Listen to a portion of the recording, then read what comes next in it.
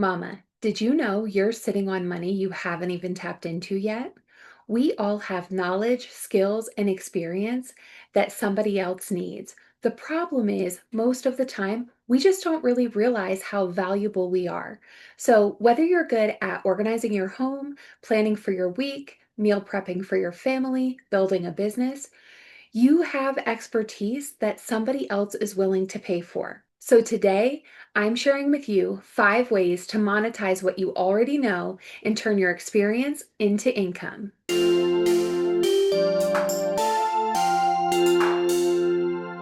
Hey, mamas. Welcome back to Mamas Building Businesses. So, today we're going to talk about the 5 ways to monetize what you already know. Now, I'm going to ask you for a little bit of grace during this video because, as most of you know, I'm pretty new to YouTube and I'm really trying to learn how to be as natural as possible behind the camera. I feel like when I do the interviews with the amazing business mamas that I have been doing, I am very natural because conversation's very natural to me. And when I sit down and record these, like specific where I'm just staring at a computer screen or like staring at my webcam, um, it's kind of like I have my customer service voice and I'm not that like naturally relaxed like myself. So we are going to try an experiment today. I'm going to create this entire video by being as natural as possible, hopefully without making any edits or cuts and just recording it straight through as if I was on live. And so that means I'm going to be looking down a little bit at my notes. So thank you for grace.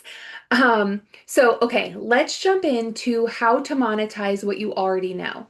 And I think this is such a very, very powerful thing to share because we have so much more value typically than we give ourselves credit for. And I have a really good example of this because sometimes you just monetize something and you didn't even realize you could. And that happened to me back when I was still working in corporate. So I've always been very, very creative. Like from a young age, my mom did a lot with me, my grandmothers did a lot with me. I just was really, really into being creative.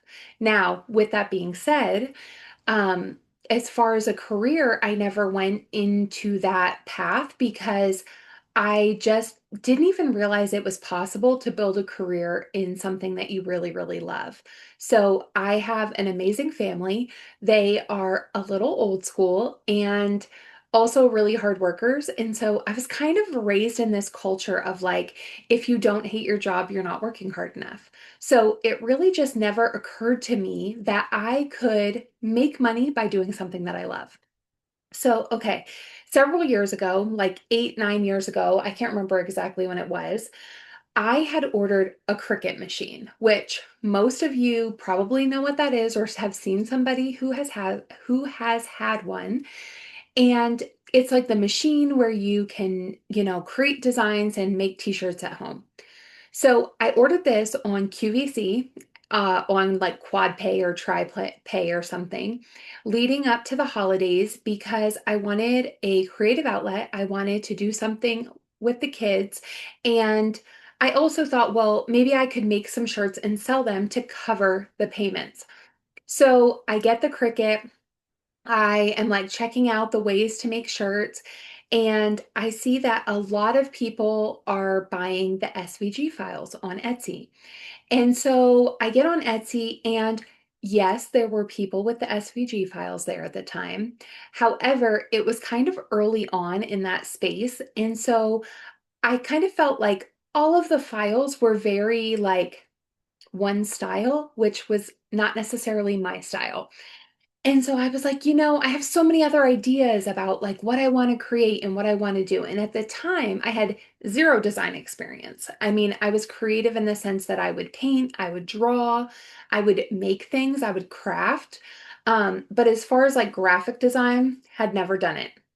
I'd made a few flyers through like Microsoft Publisher, but so that led me to go down a YouTube rabbit hole where I learned how to make the SVG files. So I make a bunch of Christmas designs, I'm making shirts, and decide I'm going to put these on Etsy. other people are selling their files on Etsy. Why can't I sell mine?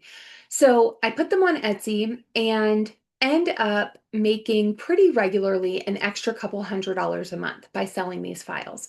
It was really my first taste of like, you create something one time and then you continue to make money at it because it's a very like seamless thing.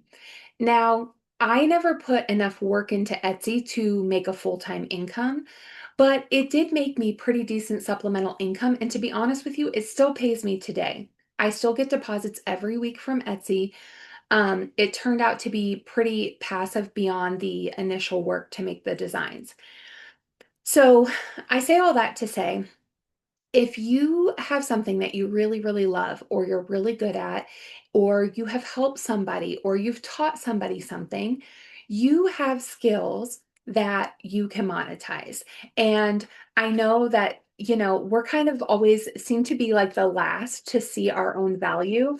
And so, anyway, let's jump into the 5 ways that you can monetize the things that you already know. So, first of all, coaching or consulting.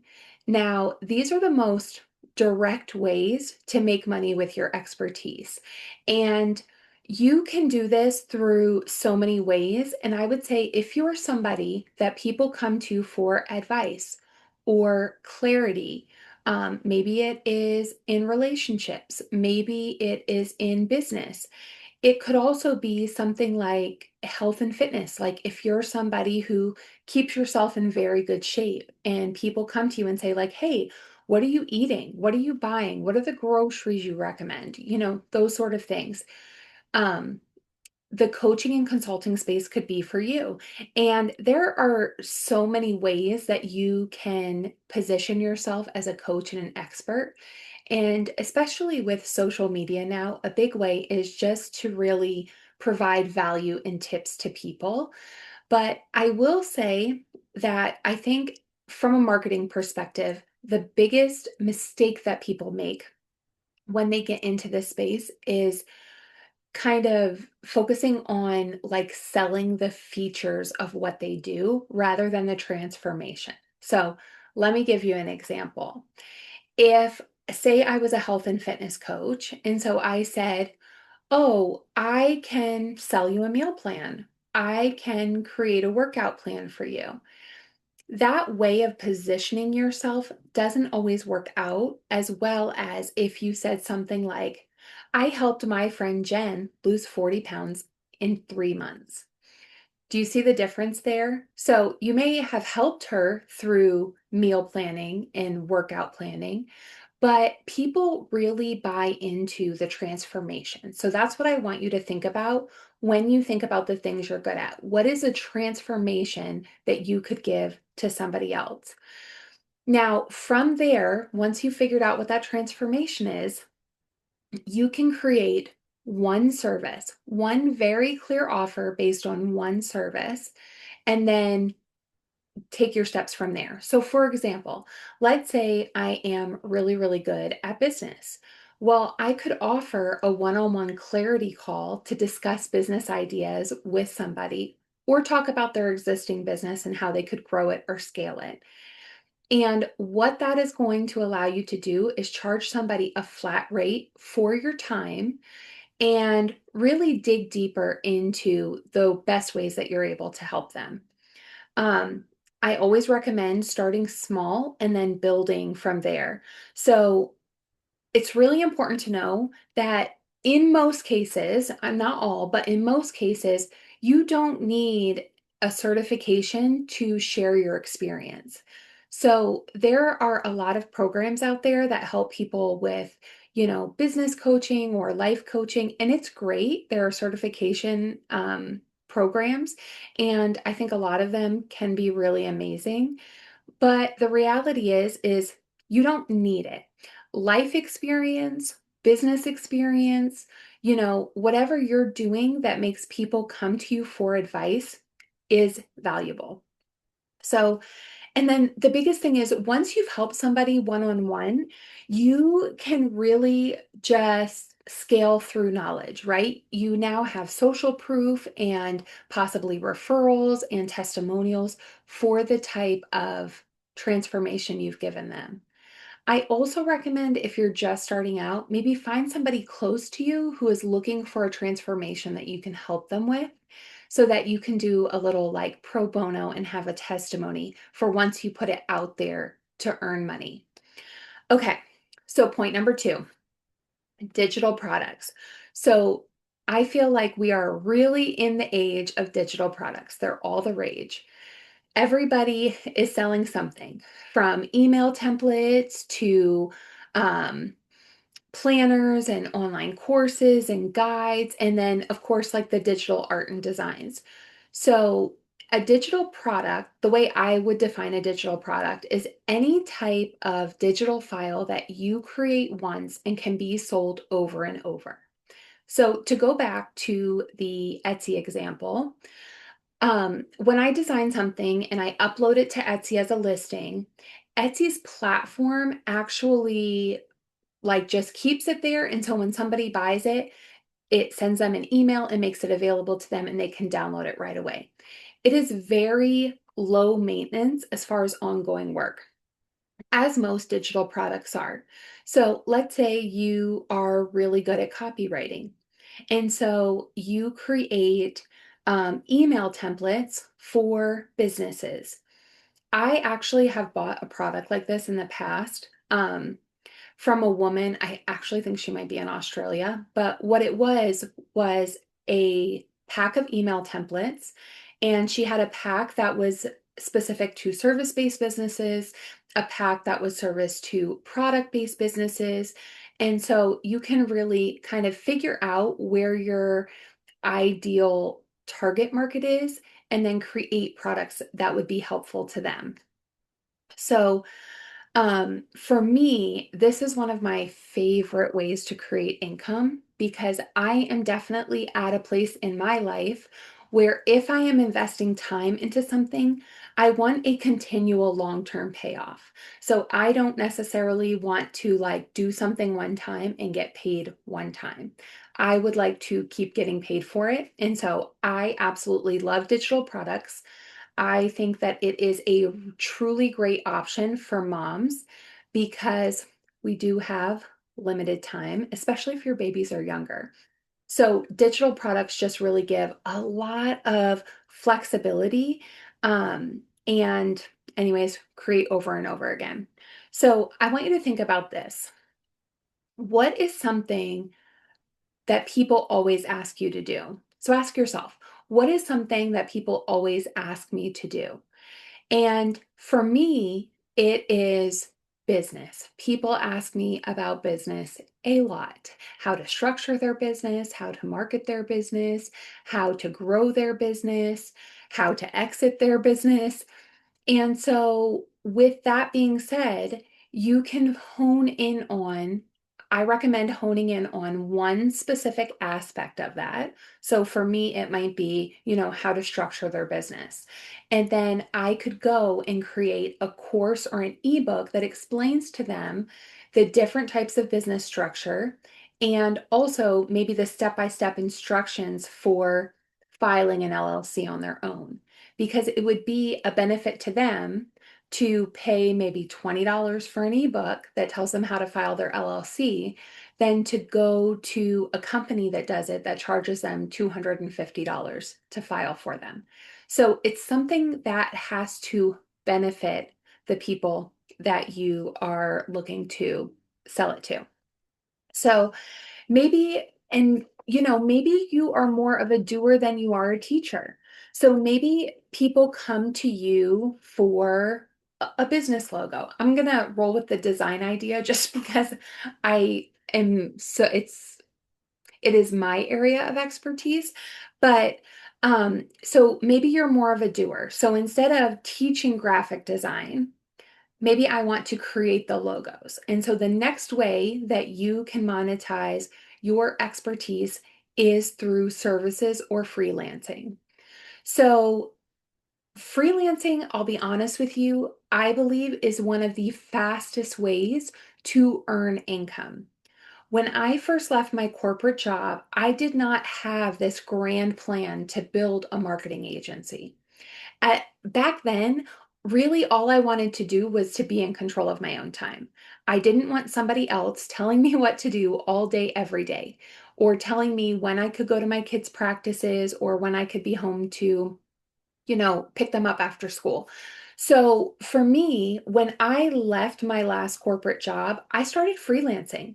I started doing the exact same thing I was doing in that job, the job I left was a marketing manager.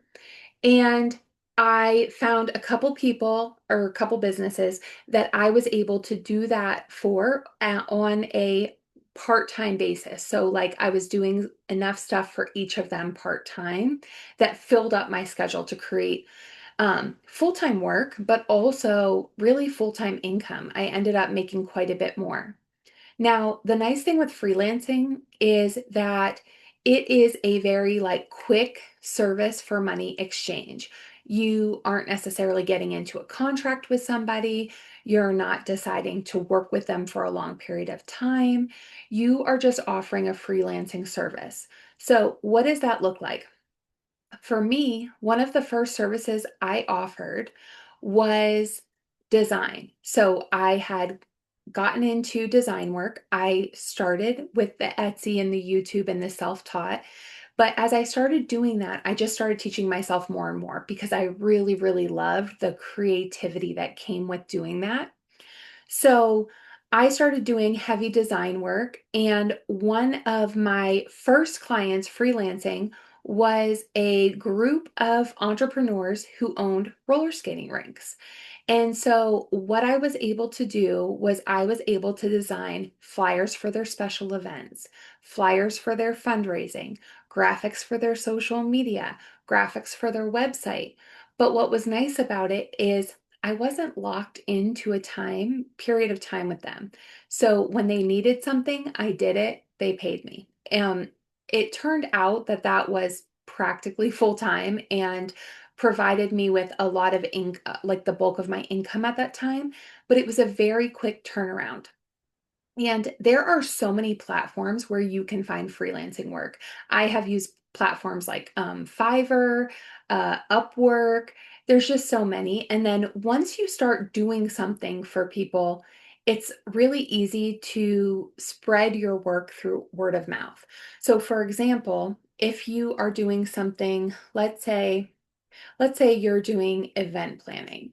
If you are doing event planning and you're planning corporate events, well, it is pretty likely that once you do a couple of those and you've done a really good job, you can then go ask those people for referrals because people who work in corporate know other people who work in corporate.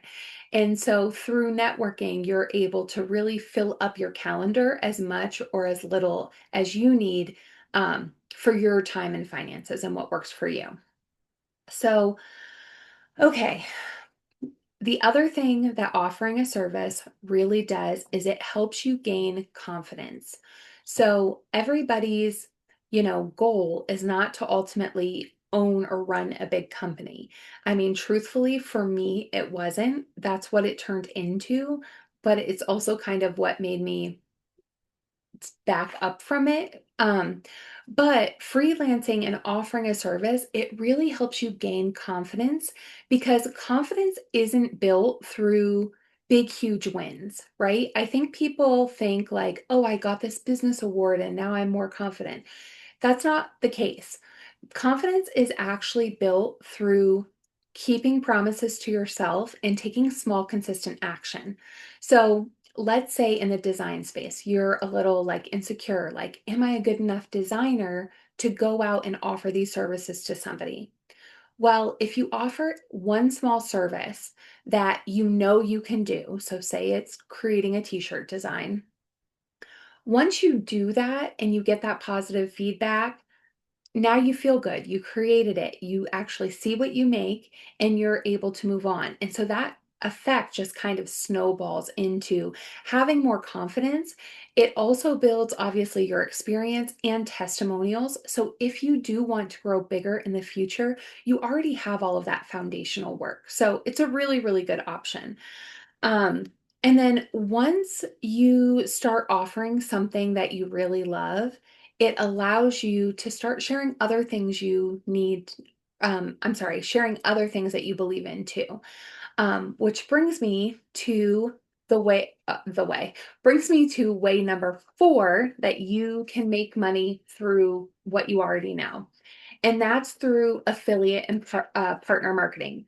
So we hear a lot on social media about affiliate and partner marketing. And affiliate marketing, I feel like, was such a huge craze a couple of years ago. And honestly, there are so many ways that you can tap into this. Um, we see a lot of people in honestly the network marketing space on social media. And if they're able to use their influence to sell products and earn income, that's amazing. But there's a lot of other ways you can do it too. So in my marketing agency, we were able to start tapping into affiliate and partner income by thinking about the products or services that our clients used that we didn't necessarily offer. So, for example, we worked with a lot of small business owners. Well, a lot of small business owners need a bookkeeping software. So, we had an affiliate link to QuickBooks, where if somebody was just starting their business, we would say, hey, are you using anything? Check out QuickBooks. And then they would use the link. It would be the same price for them, but we would get a little bit of a kickback. And there's so many ways you can do this. So let's say you decide that you are going to plan a wedding. You want to be a wedding planner. And what I would do is I would think, okay, new brides, what are the products and services that they are typically looking for? And then I would make connections with those people to create kind of your own affiliate network, right? So if you're a wedding planner and you know that a bride is going to need a cake, well, let's work with this baker and figure out if they offer some sort of referral. And I always tell people, don't leave money on the table. So people are going to go out and do these things anyways. You might as well set up your own affiliate and create some sort of residual income for yourself. So, like a bride is going to go buy a cake anyways. Why don't you refer somebody you know and trust in if they offer you a kickback? I'm not saying everything needs a kickback, but I'm saying from a financial standpoint, it just makes sense, right? Or if you are um, let's say you are a fitness person, and so you have created a digital product, and sometimes you do one on one calls, and so this is what you're offering online. Well, what if you set up Amazon store links where you were recommending your favorite meal prep dishes, or your favorite resistance bands, or connecting with a manufacturer that offers very high quality supplements, so that you can sort of earn income outside of your direct services. So it really helps with creating long-term recurring income. And one of the best ways to be really, really effective at that is to have a community of people. So building a community, um, I just feel like that's really where the magic happens, right? So if you have a Facebook group for all of your clients so they can share their wins, their highs, their lows, and cultivate that community. Which brings me to the number 5 way to monetize what you know, which is by creating a membership or community. So the real benefit with I'm going to say membership communities, but either or both, however you want to say it, is it allows you to reach more people. So I want you to think about this. When um when I was trying to determine how I wanted to impact mamas, at the time, clients in my marketing agency were requesting that I offer business coaching services. Now, I didn't want to do that for a couple reasons. One, I like to think that I'm pretty self aware. And I knew that if I was very emotionally invested into somebody's business and they weren't doing the things that I thought they should do, it would be really hard on me emotionally, right? Like if I was more invested into somebody's business than they were. So I didn't love that idea. I also knew from a financial perspective that the people that I had the heart to help the most, which is moms, young moms, single moms, I mean really all mamas across the board, but I was a young single mom who was struggling paycheck to paycheck, and so I really have a heart for those women. Um they wouldn't necessarily be able to pay me my worth or really even pay anything necessarily. And so, with that being said, I just knew that one on one business coaching probably wasn't my best option. It wouldn't allow me to have the type of impact that I wanted to have. So, when you have a membership or a community, which is, what I'm working on building here, you're able to have a bigger impact and you're able to serve more people more consistently. So, in this case, I chose to build my community in Facebook groups and on YouTube. And so I don't charge monthly, but let's say you were a fitness coach and you decided, okay, instead of having a $500 coaching plan, I want to make it more affordable. I want to be able to serve more people more consistently. And so maybe I have a group or a membership that I charge to be a part of where people can just pay $30 or $40 a month. And I still coach them. I still give them workout plans. Maybe I go live and do workouts a couple of times a week. Maybe I, create a meal plan or a grocery shopping list on a weekly basis. Can still serve them, really can still serve them at a very high capacity without necessarily like biding my time to one-on-one, which also allows you to, again, serve more people. And when you think of this from a financial perspective, if I am a coach of whatever, we'll stick with the fitness coach. So if I'm a coach and I offer somebody, just to keep the numbers really easy and round, I'm going to say I offer somebody, $400 a month for one-on-one coaching, and I meet with them twice a week. Well, that's $100 a week. Twice a week is $50 an hour. So say you're charging them about $50 an hour. Well, you only have so many hours in a day, in a week, in a month. So you really have a cap on your income, right? Because if you're like, okay, I'm going to work 40 hours a week, 40 times 50, $2,000. Is that $2,000? Yeah, $2,000 a week, which is good income, but you're kind of stuck there because you can't make more time. So, on the flip side of that, if you say, you know what, I am going to create a community and I am going to let people in for $40 a month. I can still work, 20, 30, 40 hours a week to pump content into there, to go live and do Q&As and give them a more personal feel. But in that group, I have an unlimited capacity for the number of people that can come in. So think about that. If you were able to create a community, and let's say there were 100 people in there, that's $4,000. Say there were 1,000 people in there, that's $40,000 a month.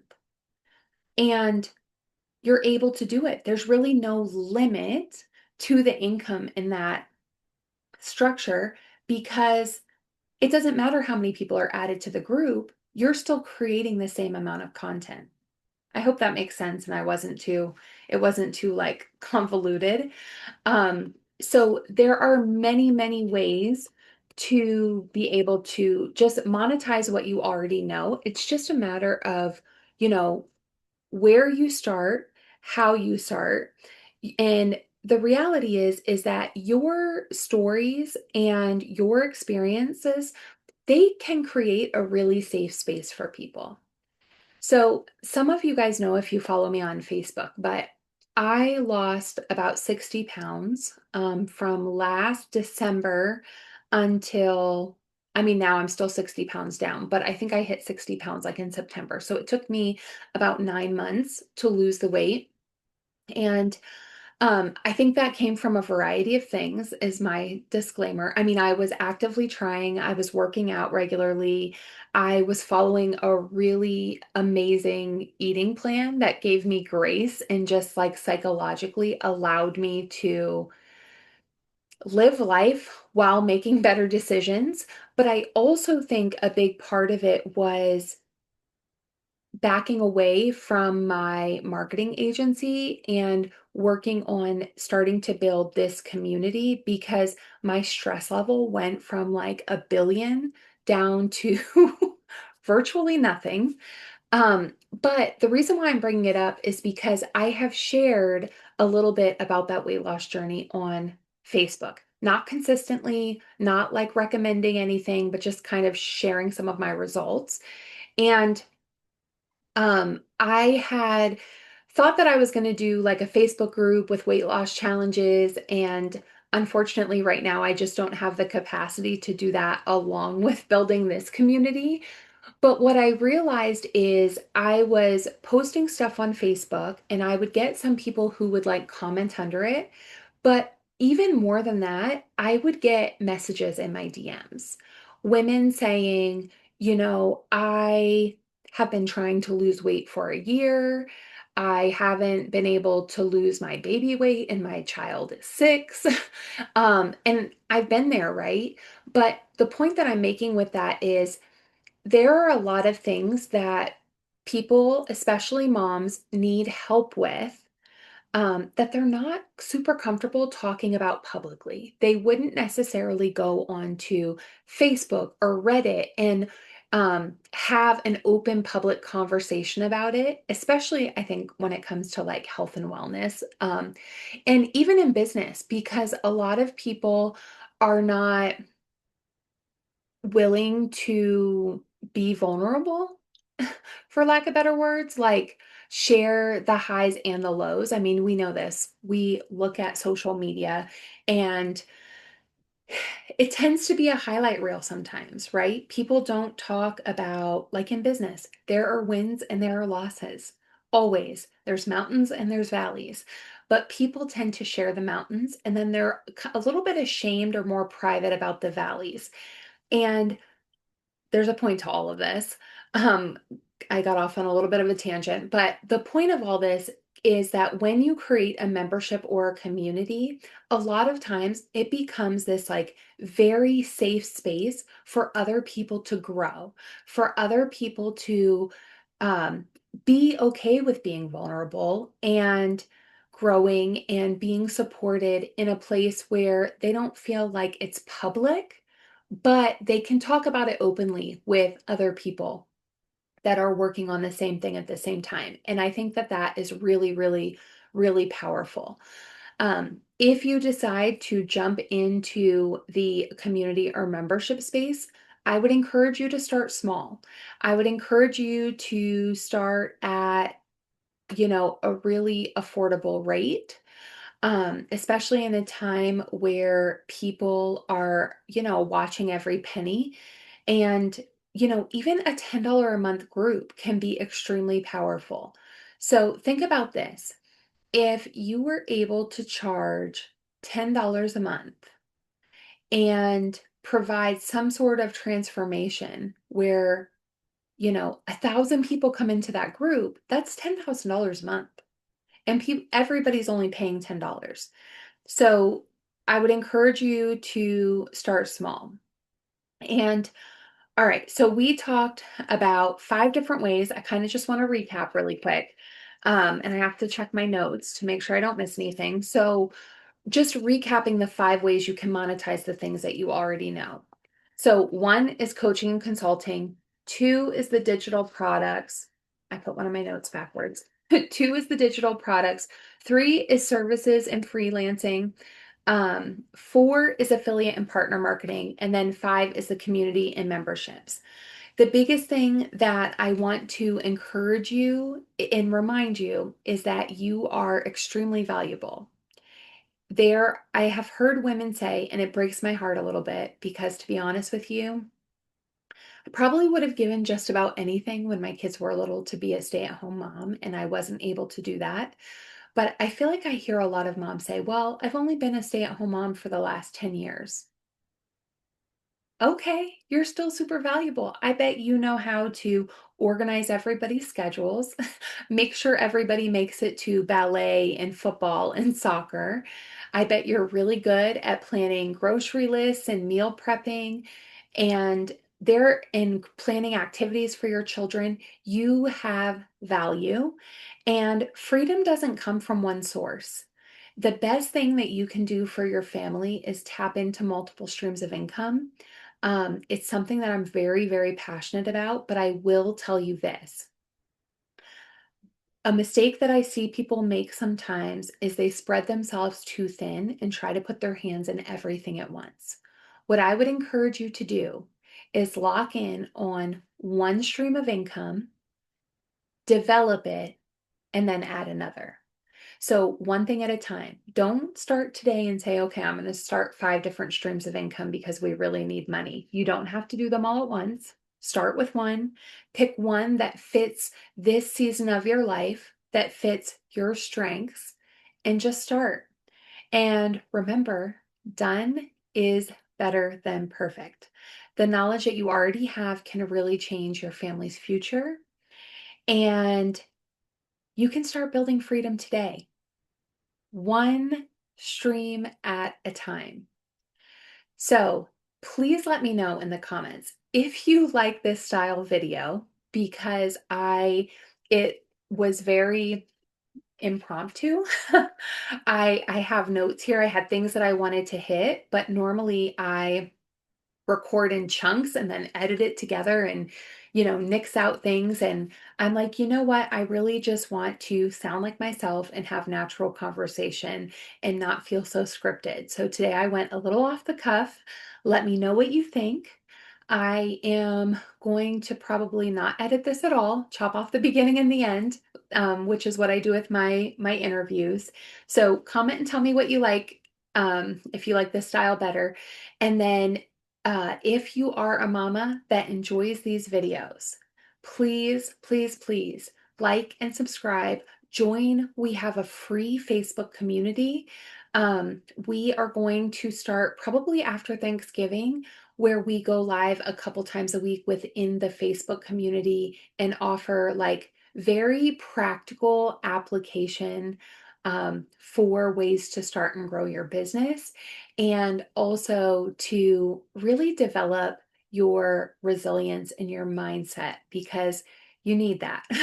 You need that when you are on a journey of creating freedom for your family. And we absolutely love to have you here. I'm so grateful for each and every one of you. You belong here.